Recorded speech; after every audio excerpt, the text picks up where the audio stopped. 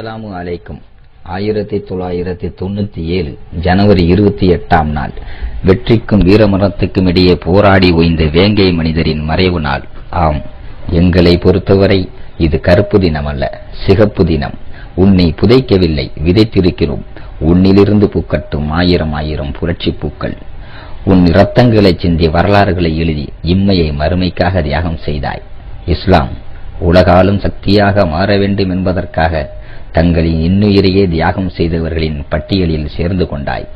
நல்லதை ஏவி தீயதை தடுக்க வலிமையோடு போராடினாய். வஞ்சிக்கப்பட்ட மக்களின் ஜீவாதார உரிமைகளுக்காக உரக்க குரல் கொடுத்தாய்.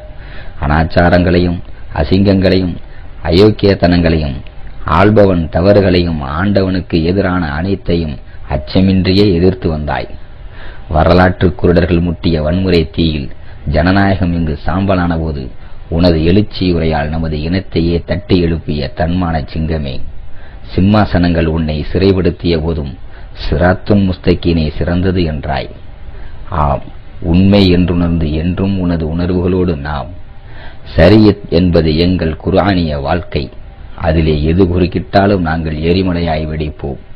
ஷரியத்திலேதான் எங்களின் ஜனனமும், ஷரியத்திலேதான் எங்களின் மரணமும். சகோதரர்களே, நாம் நமக்காக வாடும் பொழுது வாழ்க்கை சுருங்கியதாகவும் நம் மரணத்தோடு வாழ்க்கை முடிந்ததாகவும் ஆகிவிடுகிறது. ஆனால் ஒரு சமூகத்திற்காக, ஓர் உயர்ந்த கொள்கைக்காக, ஏனைய மனிதர்களுக்காக வாழ்கின்ற போது நமது வாழ்க்கை விரிந்ததாக அமைகின்றது. நமக்காக வாழும் வாழ்வு பிறப்பில் தொடங்கி மரணத்துடன் முடிந்து விடுகிறது. ஆனால் கொள்கைக்காக வாழ்தல் என்பது பிறப்புடன் தொடங்கி மரணத்தையும் தாண்டி மறுமை வரை நீளுகிறது. நமது உயிர்கள் உடலை விட்டு பிரிந்த போதும் நாம் விட்டுச் செல்லும் சிந்தனைகளும் கருத்துக்களும் அர்ப்பணங்களும் தியாகங்களும் மரணத்தையும் கடந்து மனித மனங்களில் எம்மை உயிர்ப்புடன் வாழ வைக்க உதவுகின்றது.